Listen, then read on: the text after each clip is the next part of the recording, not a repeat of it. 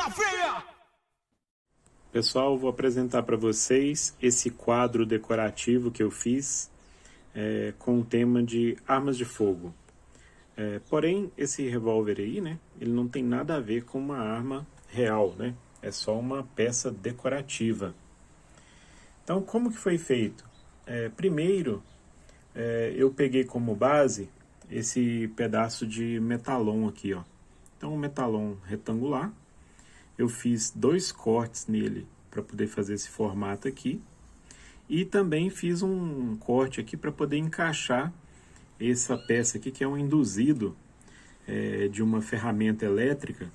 Eu não sei dizer exatamente do que, porque é sucata, né? Então, ou é de furadeira, de parafusadeira, de esmerilhadeira dessas pequenas, algo do tipo. Então, ele foi encaixado aqui, o corte ele é arredondado, tá vendo? Para poder encaixar esse pedaço de induzido aí, cujos eixos foram cortados, tá? Isso aqui é uma peça de freio de moto, né, de roda traseira. Também é uma peça que estava aí no meu material de sucatinha, né? E aí eu resolvi utilizar. Na verdade, não é um cano. E aqui, como eu tinha feito esse corte aqui, né, eu precisei soldar uma lata aqui por cima, para poder fazer o acabamento, para não ficar oco, né? Porque como eu falei para vocês, é um pedaço de metalon. E de propósito eu escolhi uma madeira bem velha, desgastada, né? Inclusive tem até algumas peças que eu já fiz também com restos dessa madeira, para servir aí de coronha. Aqui, ó, essas partes, que é o cão do revólver e o gatilho, são pedaços de arame. Esse aqui, ó, é um gancho. Então, para cá, para dentro aqui, tem uma rosca de um parafuso, então ficou escondido ali debaixo do cabo aqui, tá? Então, basicamente é isso aí o revólver, né?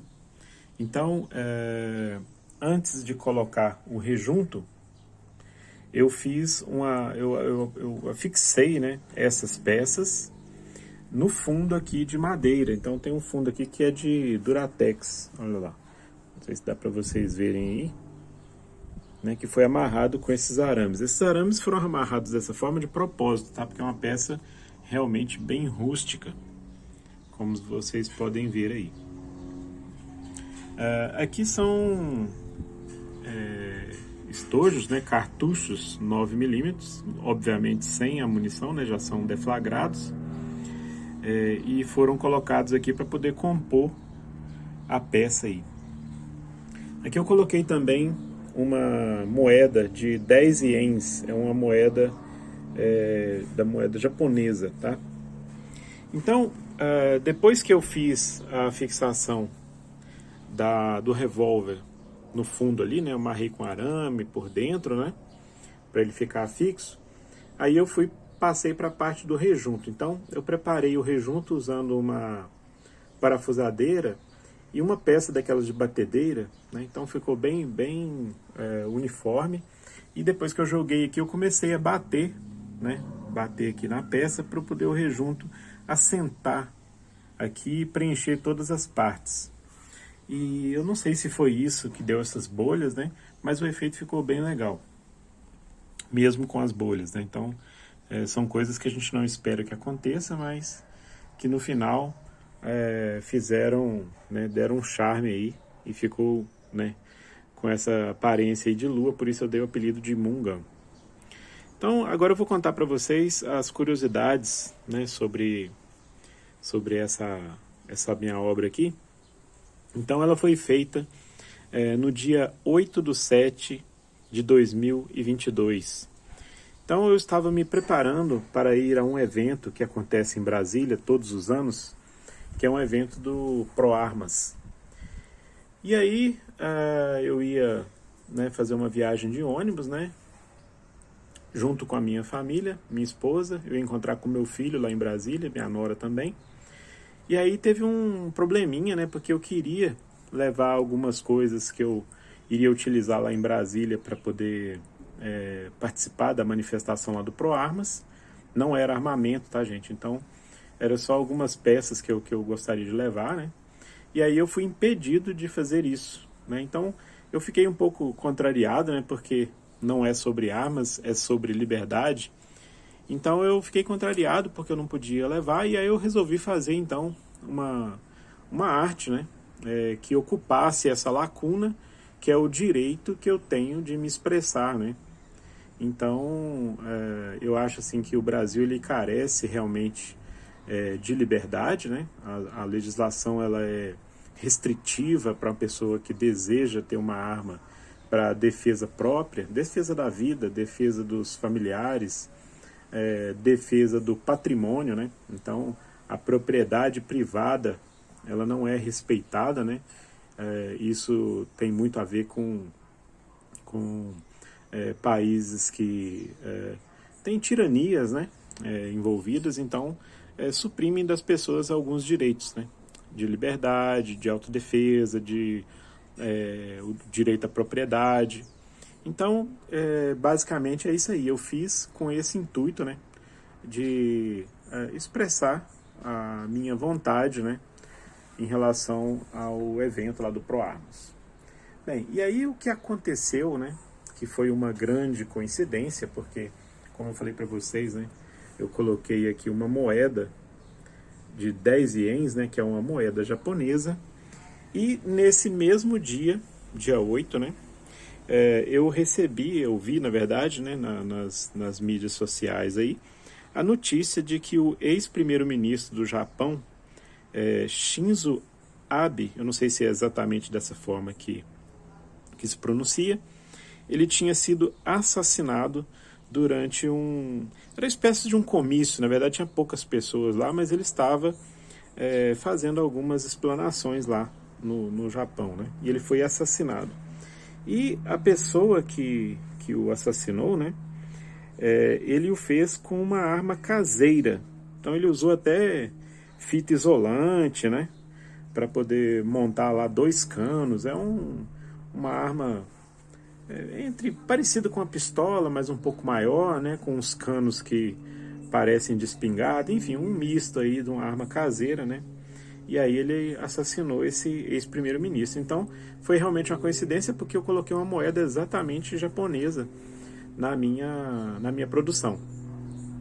E lá no Japão, né, a porte de armas é proibido. Então a gente chega a pensar assim, né, a questão, né, porque olha só, o país proíbe totalmente o cidadão de ter armas. Então, não teria ninguém para impedir esse assassino ali que tivesse em igualdade de condições. Por quê? Porque ele foi lá e fez uma arma caseira e conseguiu o intuito dele, que era assassinar o ex-primeiro-ministro, né? Então, vejam bem, a questão do armamento, né, a arma em si, ela não é o fator preponderante para o cometimento de um crime. Por quê? Porque ele conseguiu o intuito dele, mesmo não sendo permitido no Japão a comercialização de arma de fogo, né? Então o que acontece? Se ele tivesse com uma faca, ele teria conseguido provavelmente, né, o mesmo intuito dele, né, que a pessoa estava num local público. E então assim, está mais na relação da questão do cara ser um criminoso, né, intencionado a cometer um crime, do que necessariamente uma arma. E aí, hoje é dia 28 de julho de 2022, em breve esse vídeo vai estar no ar. Nesse período aí de julho, eu vi uma outra notícia na internet, né?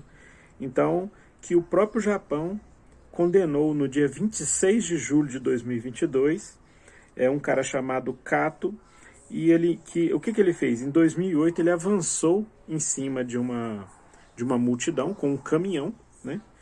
E ele feriu 10 pessoas e matou outras 7 pessoas. Então ele partiu com esse caminhão para cima das pessoas, depois ele desceu com uma faca e começou a atacar pessoas que estavam passando ali naquele momento, né? Então ele foi condenado, né? Na verdade ele já foi executado no dia 26/7, ele foi executado por enforcamento no Japão por causa disso. Ou seja, independentemente do tipo de arma, se a pessoa é um criminoso, é um bandido, ele consegue o intento dele. E aí, também recentemente, né, no dia 17/7, nós vimos uma outra notícia aí, né, de um jovem de 22 anos que ele estava num shopping portando uma pistola e ele impediu o massacre, né, que estava sendo cometido por um atirador. Então o cara chegou no shopping, começou a atirar lá, ele matou 3 pessoas, né, mas ele foi impedido por esse jovem de 22 anos que estava portando uma pistola, né, e ele conseguiu barrar esse atirador, né, e com isso ele salvou muitas vidas. Então é o efeito auréola, né? Uma pessoa armada, ele acabou protegendo várias vidas ao impedir esse assassino de conseguir o intento dele. Então, embora hoje eu tenha feito esse vídeo de uma forma diferente, né, porque normalmente eu expresso apenas a arte que eu estou fazendo, né, hoje eu resolvi dizer uma motivação, né, do que me levou a fazer esse quadro aí. Então, independente disso, se você gosta de materiais, né, feitos com sucata, não se esqueça de se inscrever aí no canal e dar o joinha no vídeo caso você tenha gostado, tá bom? Então, muito obrigado e até a próxima.